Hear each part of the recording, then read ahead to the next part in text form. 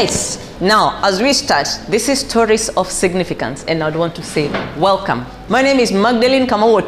I am your MC for tonight.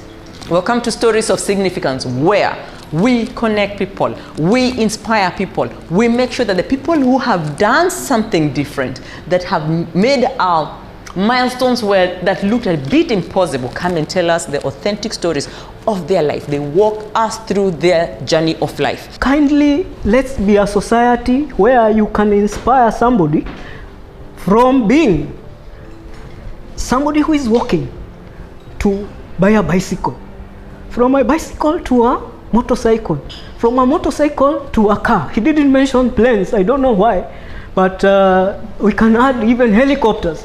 We inspire the person who has a kiosk to own a mini market.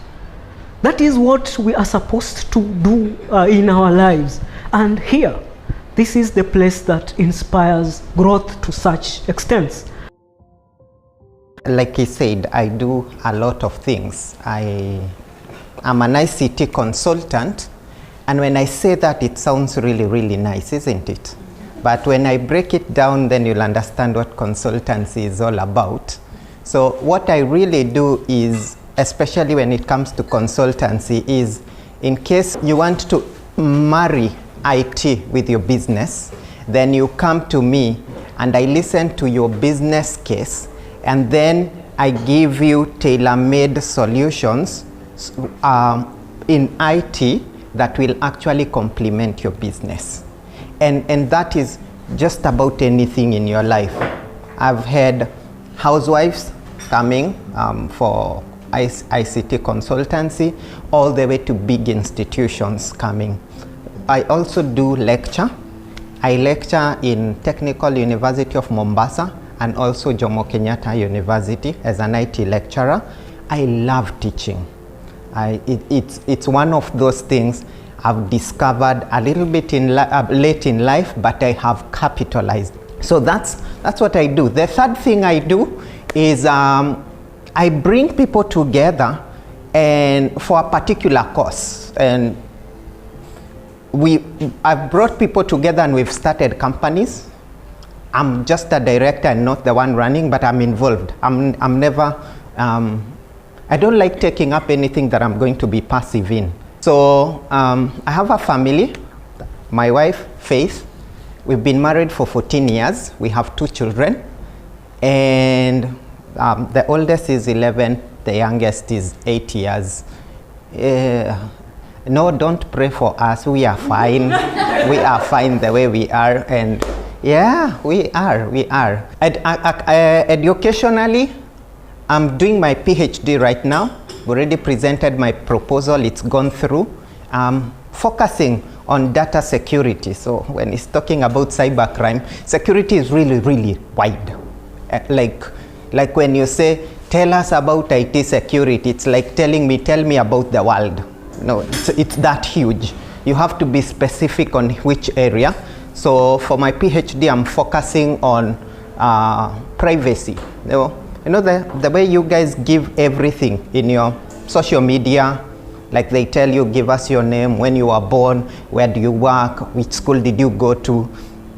So now imagine currently that the world is coming up with what we are calling open data, where your medical records, you know, the huduma, the way you give like everything, all that is going to go on a government site as open data.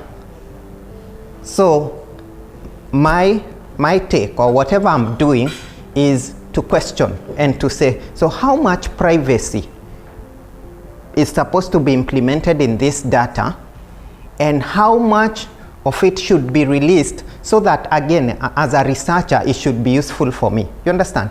Like the data is good. I mean, when I want to investigate, why is there so much diabetes going around, or why are people dying of cancer suddenly? I mean, isn't it? I'm sure when I mention cancer, you've seen somebody who has cancer just right there, which is something that never used to happen in Kenya, isn't it? So you want our researchers to get this data and be able to research and give us feedback on how to deal with these things. But on the other hand, this is my personal private data, isn't it?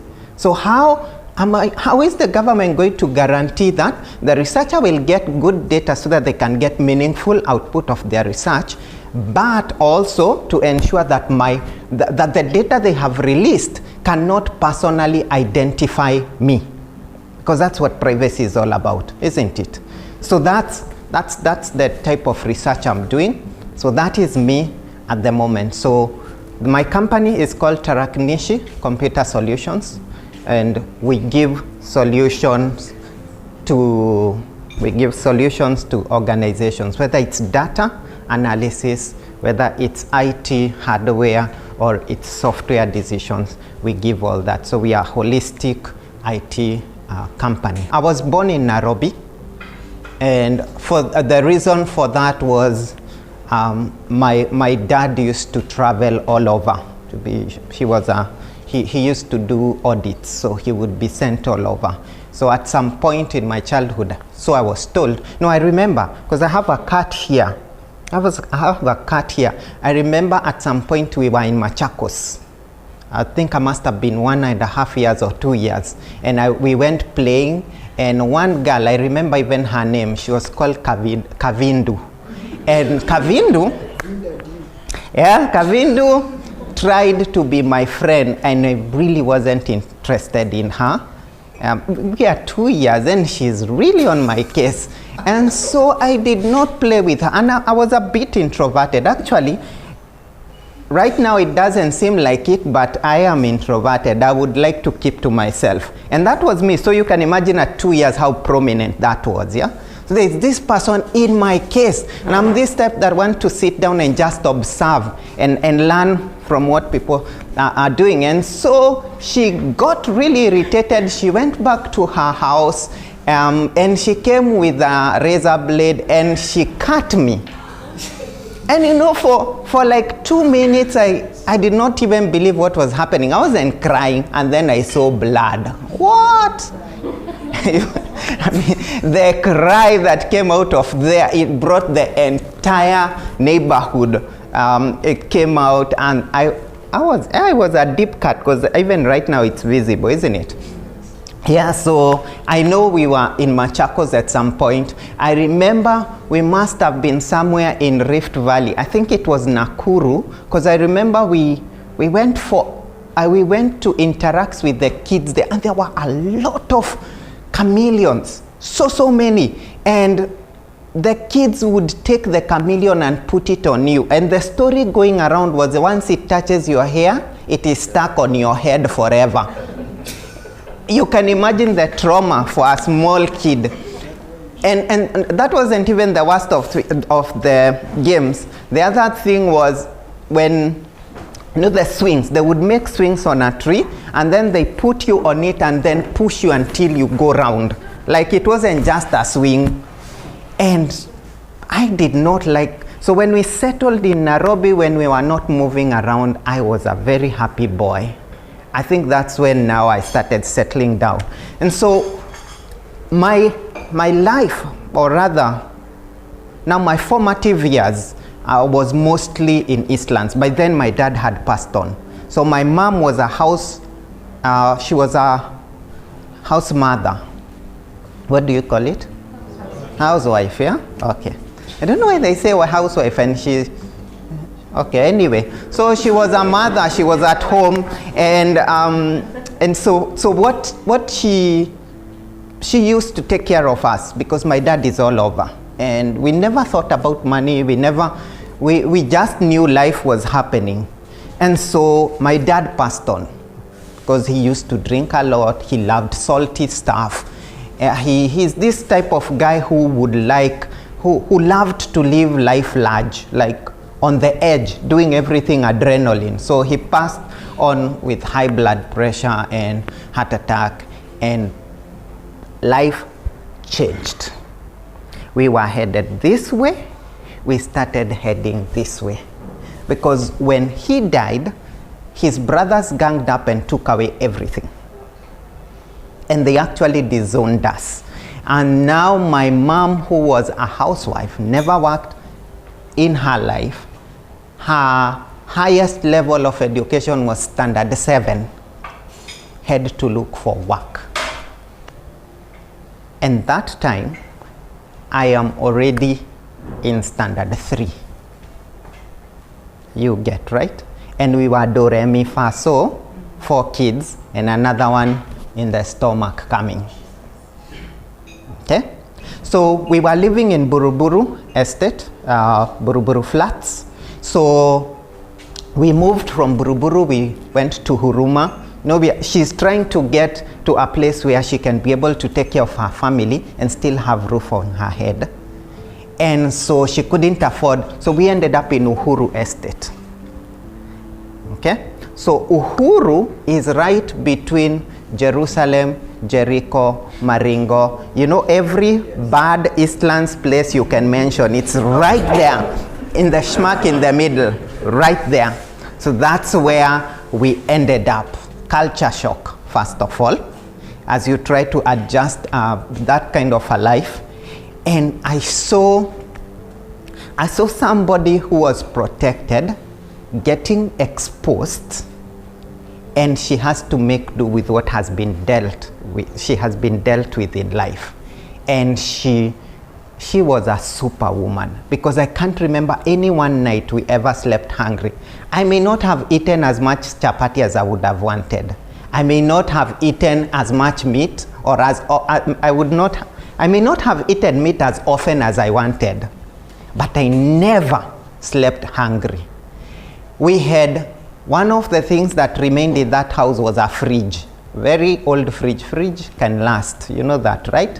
That fridge always had githeri in the freezer. From January to January, there always was githeri. And there always was skuma. And then plenty of water in the huko kwingine. Hakukuwa na kitu kingine. So, but we grew up with that security. And then the family, our family, because we grew up together, we fought together, but we also, every evening we would sit down and talk. And talk, and people with better resources around us would actually come to our house to just be with us until their parents would come beating them, the kids. Why do you guys love coming here? Why can't you stay in your own place? Because in their place it's cold. They never sit down and tell stories and talk.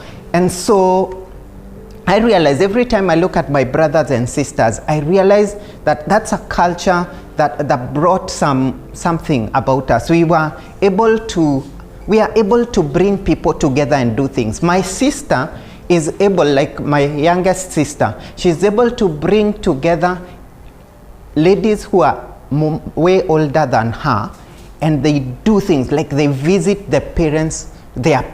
You know, the way our generation is always accused of neglecting their parents. So they actually she brings those ladies together and makes them visit their parents. And they just don't visit, they actually do like a bash, and they buy gifts and give money. And it is changing those ladies' lives. And so one of the things that I learned as I was growing up, as I watched my mom bring us up, is number one, the one thing she taught us, and my wife can attest to this, is wake up early. Wake up early, keep time. I have never, and I promise I'm not lying, you know the way kids are beaten for getting to school late? I have never been punished for being late to school. Ever. And it is a virtue I have carried, and I have had to instill in people who are close to me. Don't be late. Because when you get to a place early, what you tell these people is, I value you. And so that is one of the lessons that I learned very, very early in life. The second lesson, and I'll allude to that as we move on. The second lesson I learned in life is that wealth is not what you have in your bank. It is the relationships that you have forged with people. Because imagine a standard 7 dropout starting life with 0 paper and being able to land a job and being able to raise up 5 kids. And this is not just it. We were all going to very good schools. Because the one thing she told us as kids, she told us, let me struggle with your school fees, but you struggle with your academic grades.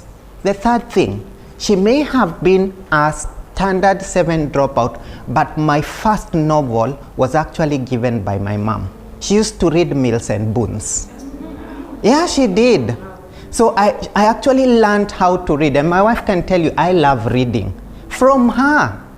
And her English for a standard 7 dropout was amazing. If you want to acquire different kind of knowledge, be able to express yourself beyond your ears, be able to articulate knowledge, learn to read. Read everything and anything. She would read, there was this magazine called Parents. She would read another one called Woman. She had magazines. She would buy them. You can imagine, right? And she was working for the City Council of Nairobi. And the final thing that I got to learn from her was spiritual alignment. And when I talk about spiritual alignment, I know you're thinking, oh God, fasting, keshas and all that. All that is good. But when I talk about spiritual alignment, I'm talking about touching a life. Because that's what spirituality is all about, isn't it? Touching a life in one way or the other. Just getting to find somebody who is in need and actually go out of your way to help them. But then, now in retrospect, I actually believe the environment and your family do not define you. At the end of the day, it is your choices that actually define you. And I remember I used to evaluate things. I told you I would sit and observe. So I would look at people taking bang. One person took bang and they became brighter. For real, I'm not lying. Another person took bang and became stupid.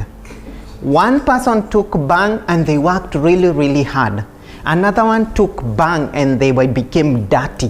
One person took bang and they eat and they never get filled up. You understand? It doesn't have the same effect. And so I realized, hey, I may just take it and become stupid. And the only thing I have in my life is my brain. So that's what kept me away from drugs. Just decided I'm not going to be everyone else. And so that helped me a lot. I may have done every naughty thing apart from taking drug. And so that helped me a lot. So environment does not have to define you. A few things in my life that have also played a role in what I have. I said that my mom insisted on education, and it was drummed in us because of every morning when you wake up at 6, that's when radio would get started, isn't it? At that time. And so after they play that castle for and they would tell you, so many vijana muongeze kila bidii. It was the song you would listen every morning. Mwisho wa kusoma utapata kazi nzuri sana. So you would listen to that every morning and you would go like, yes, I'm going to school and I'm going to get a better job than my mom. And that was the belief. So I brought rich kids together and I told them, how about every month you give me 10 bob? I keep it for you. And at the end of the year, you will have 120 shillings.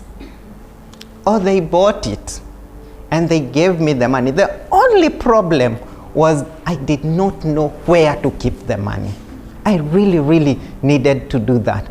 And then I told them, but if I give you back the end of the year, I'll keep the 20 bob. You'll remain with your 100. So that was my plan. And they actually bought it.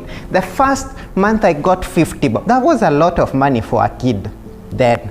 And so they brought the second month, it was 100. And it became really, really hard to keep the money. And at some point, my brother discovered where I was keeping the money.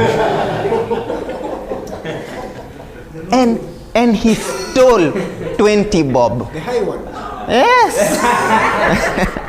And he stole 20 bob. And I realized that I'm going to be in a lot of trouble. So I decided to be honest. I told them, honestly, my idea would have worked, but I don't know where to keep the money. My brother has stolen 20 bob. So I'm going to give you back your money. So it was, at that time, I think it had reached to around 120. So now it had reduced to 100. So I just split it among the 6 of them. Everybody to get their money. And I told them, it's okay. My interest is the loss. You've gotten your money back, but we'll see how to do it later. So I walked away from that idea because of fear. But you realize it was every time I reflect, it was a very ingenious idea, isn't it? Yeah, so that's where, the other thing I picked up from when I was a kid is because of the love, I loved science. And so I remember at some point I stumbled a book that had a circuit of how to come up with a radio. And I had tried coming up with a radio. My mom came with you remember the telephone zile za kuzungusha hivi? And I opened the earpiece because I wanted to know how. Mbona akiongea I can hear, so it means I can make a radio. And so I opened the earpiece, removed we used to call it a different name, it wasn't speaker. But I removed it and then I connected it directly to power. Where? Wacha moto uruke. It wasn't like sparks, it was glowy things coming out. And and my brother and I, we disconnected it, tukenda tukaitupa kwa trash na tukanyamaza. So the phone rings and my mom receives, hello, nini dibaya na hii? Nobody would talk until when the guy for repairs came and said the earpiece, it was called the earpiece, is missing. She just looked at me and kept quiet because I had tried opening up the radio, just to see the small people inside, I had tried I was so interested in electronics. And when I'd grown enough, I think I must have been in standard 6, I got a book that had a circuit of how to come up with a radio. It was 3 transistor radios. So I got a wooden piece, put nails, put 3 transistors. You could get transistors easily because when you walked to the garbage, there was always a broken radio thrown away. So I got the transistors. It wasn't the black ones, there were teenish ones. So you connected them just the way and then I put a ferret rod and I got an FM reception. You could hear Tommy Msalame akizungumza kwa radio. It was amazing and I was showing everyone. But of course the volume was so little, lazima usikize huko, but it was still a radio. And that got me excited.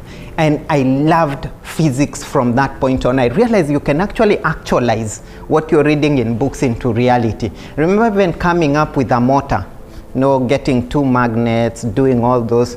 We used to wiring, create a solenoid and put a battery and you see the motor rotating, and that excited me.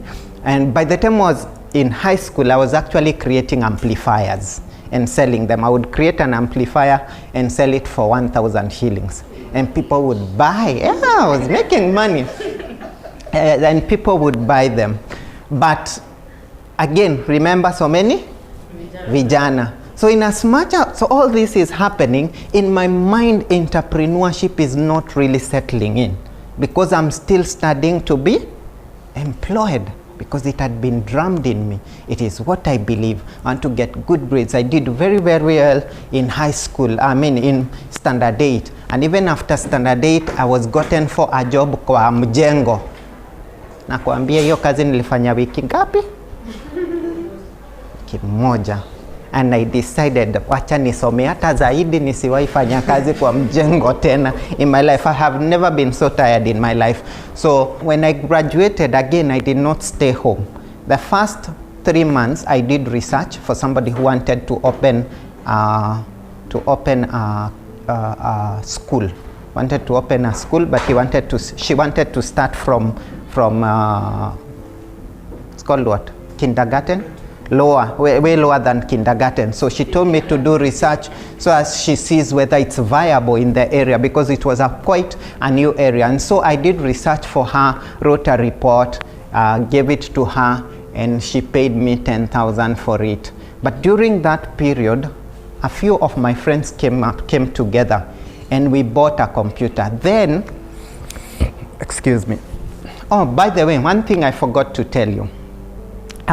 You notice my interest in electronics and all that? So my goal was to do electrical engineering, not electrical, electronic engineering. So that was my goal, and I knew it. I was game for it. And then when I did my Form 4, I passed and would have been able to go for it. But then they never used to consult us then.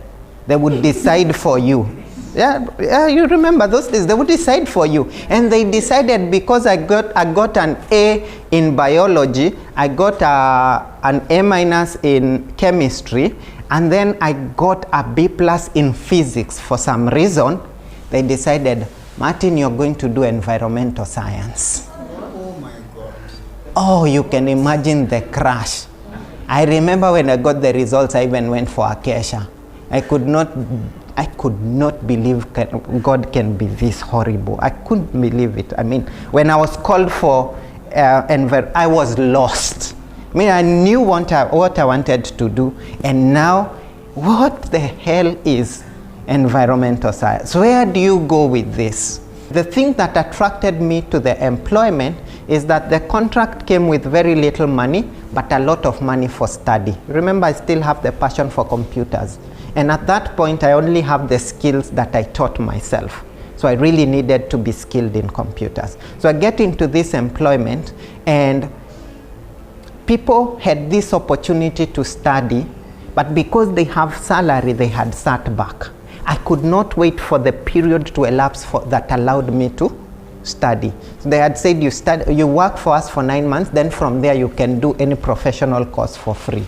They did not know what they had done. After the 9 months, in a stint of 2 months, I had already done nine certificates, all international, and I had passed.